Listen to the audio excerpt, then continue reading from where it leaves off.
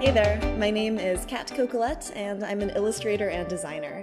And I'm also the founder of CatCoq, that's CatCoq, which is my own personal creative brand.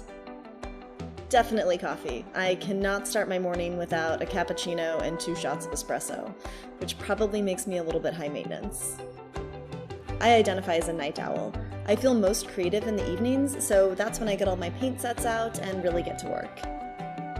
Well, I grew up in Kansas, so I didn't have much experience with either. But now, as an adult, I'm living in Chiang Mai, Thailand for about half of the year, and Chiang Mai is right in the thick of the mountains of northern Thailand. And it's definitely my happy place. It's where I feel most creatively inspired. The view from my apartment is mountains at sunset, so what more could you want? You know, I think I have always felt pretty creative. I had a very supportive upbringing. My parents encouraged me to pursue what I loved, which was art. So I was always, painting or drawing or coloring things in. Luckily, not on the walls. But yeah, it's something that I've always pursued. Oh, 3 words, that's tough. Ultimately, I think it would be vibrant, minimal, and wanderlust.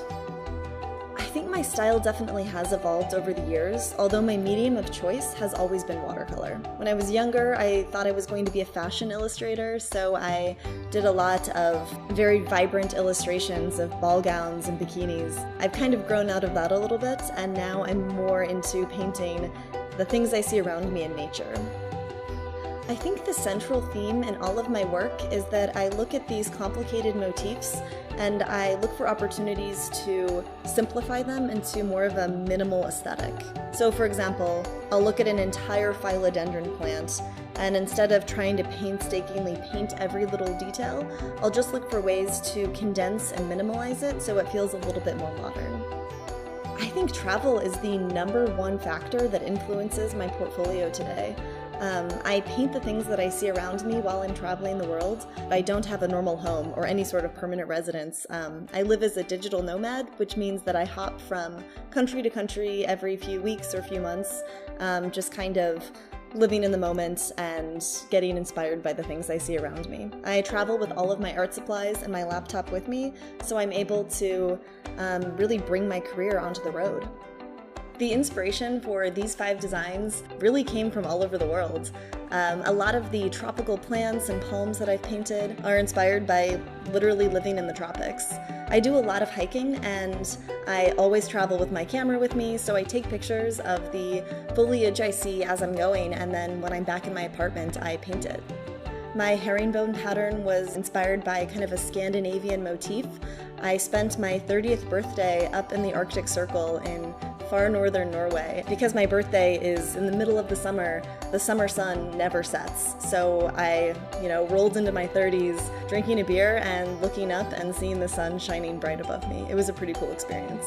And the jaguars came from visiting an animal rehabilitation center in Belize. They have done truly great things. I am really excited to see my artwork in this collection.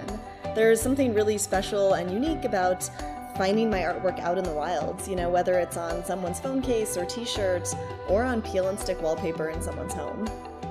I hope this artwork connects with people the same way that some of my other products and collections have. Hopefully it's an aesthetic that some people just gravitate towards because they feel like it's a reflection of their own personal style.